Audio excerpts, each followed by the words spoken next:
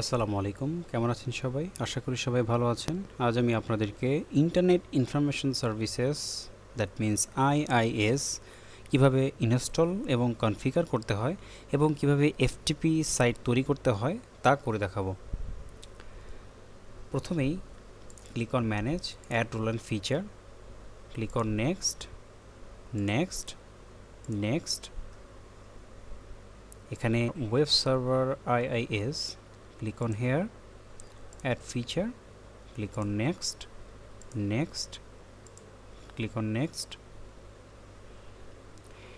এখানে FTP server, যেহেতু আমি ইন্টারনেট ইনফরমেশন সার্ভিসের মাধ্যমে ওয়েবসাইট তৈরি করব এবং এফটিপি সাইট তৈরি করব, তাই এফটিপি সার্ভার এবং এফটিপি এক্সটেন্সিবিলিটি এই তিনটি অপশন আমি সিলেক্ট করে নিব। এরপর click on next, click on install.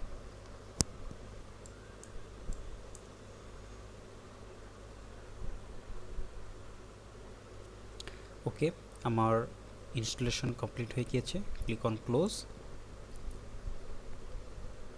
Refresh it. আপনারা দেখতে পাচ্ছেন এখানে আইআইএস সার্ভিসটি চলে এসেছে। ক্লিক অন হেয়ার,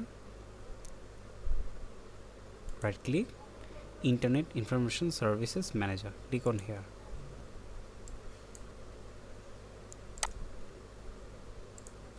ওকে, এখন আমি একটি এইচটিটিপি ওয়েবসাইট যদি তৈরি করতে চাই, তাহলে আমাকে সার্ভার উইন্ডোজ/অ্যাডমিনিস্ট্রেটর এখানে ক্লিক করতে হবে। এরপর সাইট, সাইটের উপরে রাইট ক্লিক, অ্যাড ওয়েবসাইট। এখানে আমি আমার সাইট নেম দিব সায়েন্স এবং ফিজিক্যাল পাথ এই অপশনে ক্লিক করে আমি লোকাল সি আই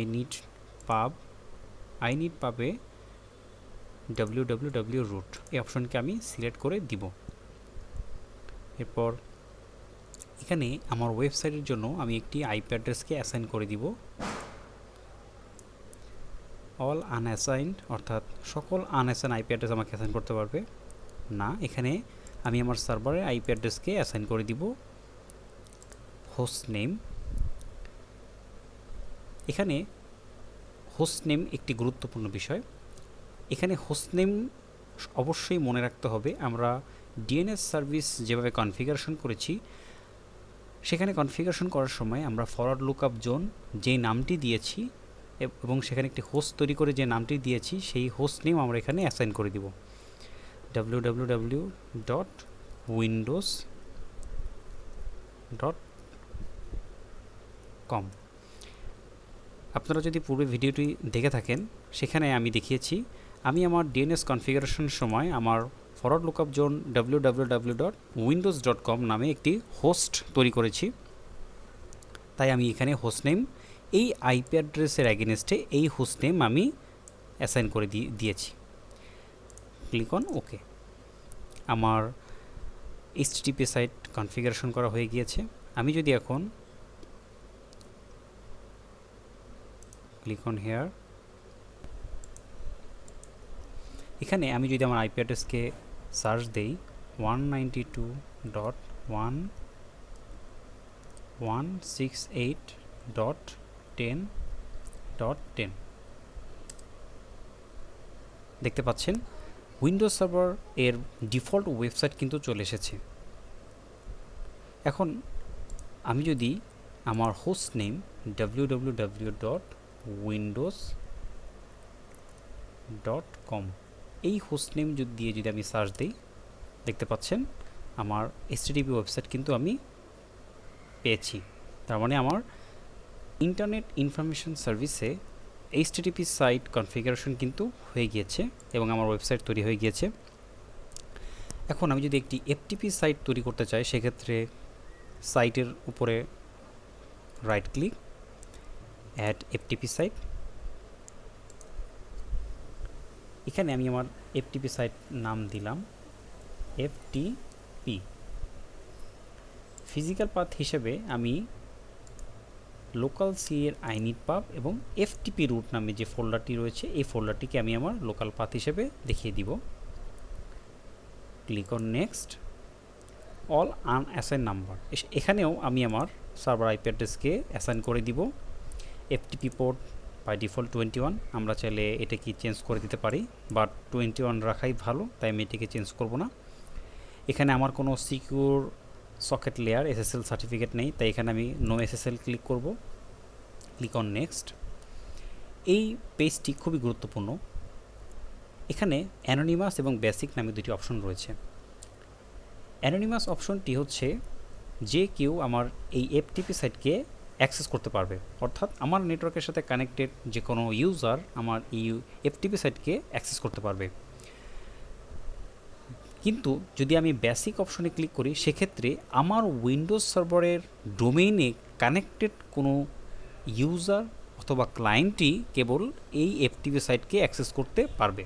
সেক্ষেত্রে আমার উইন্ডোজ সার্ভারের সিকিউরিটি মেনটেন্যান্সের ক্ষেত্রে অবশ্যই আমরা বেসিকে ক্লিক করব। আর যদি আমরা মনে করি যে আমাদের এই সিকিউরিটি প্রয়োজন নেই, সেক্ষেত্রে শুধু অ্যানোনিমাসে ক্লিক করব এবং অল ইউজার, সকল ইউজারের জন্য অ্যানোনিমাস হিসেবে আমি অ্যাসাইন করে দিব। তাহলে আমার সকল ইউজার যারা ডোমেইনে কানেক্টেড নেই, সকল ইউজার আমার এই এফটিপি সাইটকে অ্যাক্সেস করতে পারবে। পারমিশন এক্ষেত্রে আমি রিড দিতে পারি অ্যান্ড রাইটও দিতে পারি। রিড ফর শুধু রিড করতে পারবে, রাইট ফর চাইলেই আমার এফটিপি সাইটে তারা কাস্টমাইজেশন করে কোনো কিছু ডাউনলোড করে সেটিকে তারা কাস্টমাইজেশন করতে পারবে।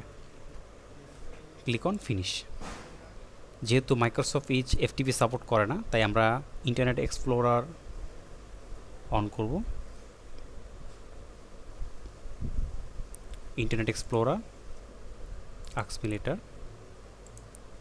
এখানে যদি আমি আমার এফটিপি সাইটকে 192.168.10.10 এন্টার, আপনারা দেখতে পাচ্ছেন এফটিপি রুট আমার এফটিপি সাইট চলে এসেছে।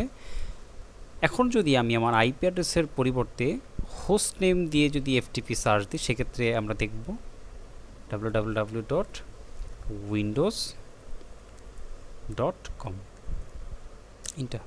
আপনারা দেখতে পাচ্ছেন আমি আমার হোস্ট নেম দিয়েও সার্চ দিয়ে কিন্তু এফটিপি সাইটকে অ্যাক্সেস করতে পারছি।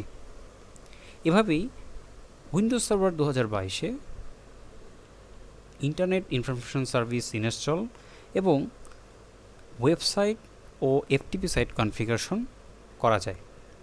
আমার ভিডিওটি ভালো লাগলে চ্যানেলটি সাবস্ক্রাইব করুন, লাইক, কমেন্ট এবং শেয়ার করে অপরকে দেখার সুযোগ করে দিন। ধন্যবাদ।